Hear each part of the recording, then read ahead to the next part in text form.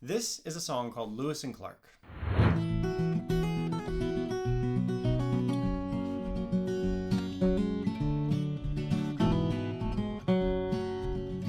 It's by Tommy Emmanuel, who is one of the greatest fingerstyle guitarists alive, and his music is not exactly beginner friendly.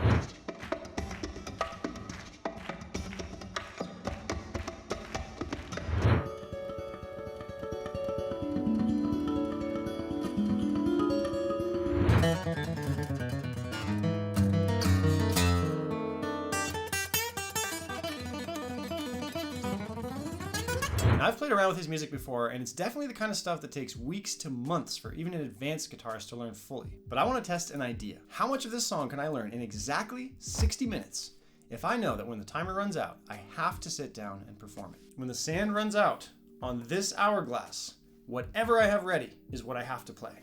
No extra time for last minute fixes, no dress rehearsals. When the time is up, no matter what, I have to play it for you. Now, before I start the timer, let me show you what my history with learning Tommy Emmanuel songs has looked like in the past. I'd be willing to bet that, unfortunately, this approach looks really familiar to you as well.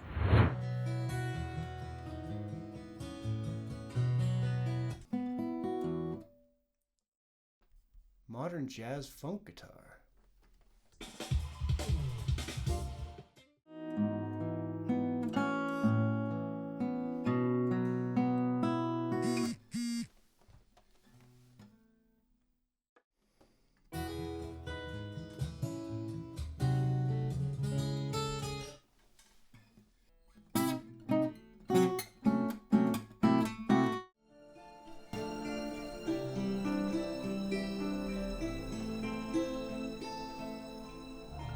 This is what happens without a finish line. It's just so easy to confuse messing around with making progress. So this time around, I'm giving this song a destination, a performance. 1 hour from now. Whew, I am truly nervous. Okay, let's get this thing started. Boom. 1 hour begins now. I'm going to listen through right now, and I'm going to create a map for myself, breaking this down. This is the most important thing for me to do because it's going to help me know what's repeated material and what's not. And then I'm going to be able to focus in on hopefully just like 4 to 6 phrases that I really have to figure out and learn.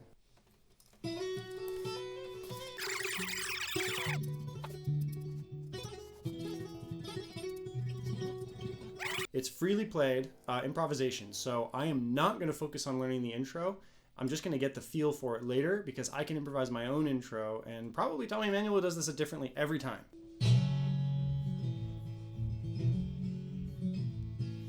Okay, so another thing I'm noticing is there's groove going on here. I'm not going to obsess about his groove and getting it exactly the way he plays it. That's going to save me a lot of time as well.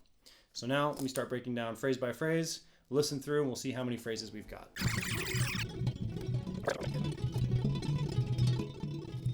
Okay, so I figured out the form basically on one listen through with a few stops to double check. So it looks like what I'm going to have to learn here is the verse, the chorus, the groove, and the intro.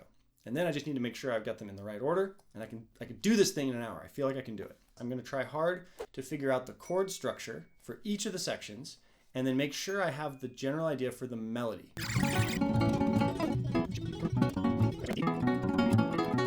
All right, so I listened through, got my chords. We've got D, A, E, G. You can see I've already got an idea of the groove, but it's not where it needs to be yet. I think I can do this with the verse for sure. Now I just need to make sure I got the melody in there too.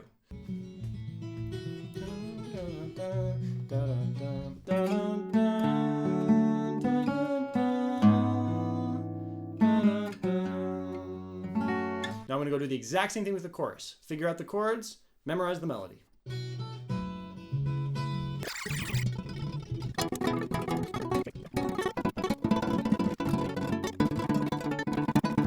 Okay, so after 20 minutes, a third of the way through, I should have the structure down.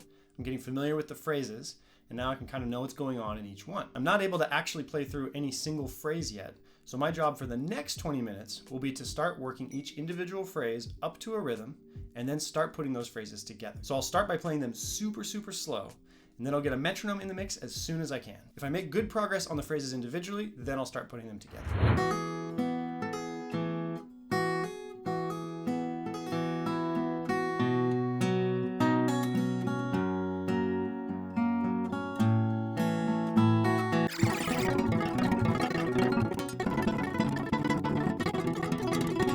Looks like we're a little more than halfway through, and I'm ahead of schedule right now. I've learned the phrases. I'm starting to put them together. I can play them in a slow groove with the metronome.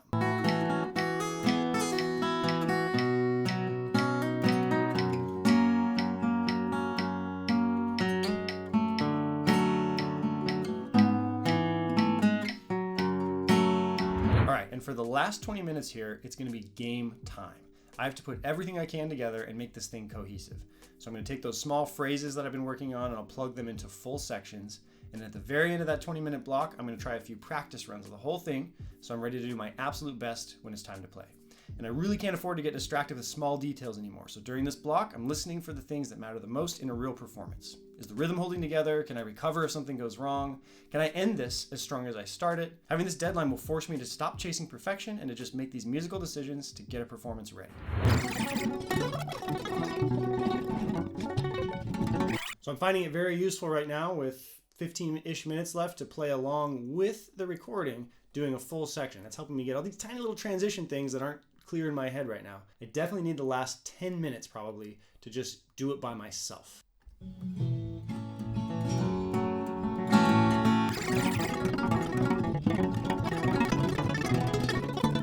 In my estimation, I've got about 5 minutes left. More than anything now, I'm just trying to really absorb the form and not get my groove lost. Those are kind of the two things. Keep the form, don't stop the groove.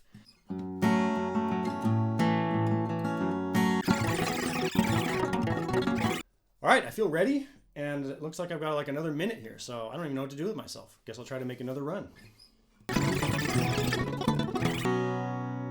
So hopefully I can incorporate that in because this is it. We're out of time, folks. I'm going to share my final performance with you in just a second, but let's make sure to set our expectations because you're going to hear it exactly as I've learned it in 1 hour, whether it's good or bad. I did not know the song before, and I'm not turning off the camera and secretly practicing for 3 more hours. So did I master a Tommy Emmanuel song in 1 hour? Not even close. But I definitely made more meaningful progress than I would have if I was just casually messing around with the song for a week with no destination. This finish line forced me to learn the entire map instead of always just starting from the beginning of the song. It forced me to identify the dangerous sections early and work more on them, to break it into parts and put it back together, and to get to the point where I can perform the song from beginning to end, whether it's flawless or not. That's the point. What I learned with this experiment is that a finish line changes how you practice because it changes the core question. Instead of asking, what should I practice today? Now I'm constantly asking, what's going to help me get more ready for this deadline? And I really believe that this is one of the best things that a self-taught guitarist can do. Choose real music, decide on a finish line, and follow through to the end. So, without further ado, here is my performance in all of its 1 hour glory of Tommy Emmanuel's Lewis and Clark. Here goes nothing.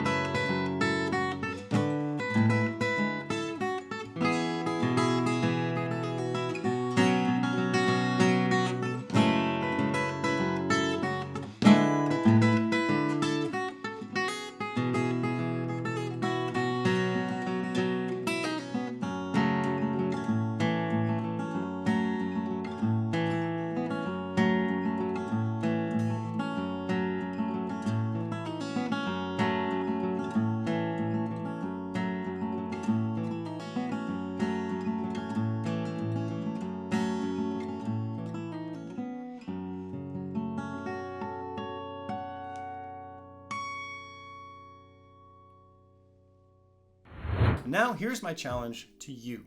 Pick one song that you want to learn and give yourself a realistic deadline. It could be 1 hour if you're insane like me, but try something more realistic to where you're at. Maybe a week or two, maybe even a month. Actually, my personal favorite time frame is 6 weeks because it's long enough to do something meaningful, but it's short enough to make it likely to happen still. Then you decide what your finish line is. It could be something simple, perform at an open mic, play for friends and family, or even more simple than that, just record it for yourself. If you actually do this challenge, I want to hear about it. Let me know what it does to your practicing and to your progress. I have no doubt you're going to find it to be an incredibly powerful and a positive experience. Thanks for watching. Now go practice.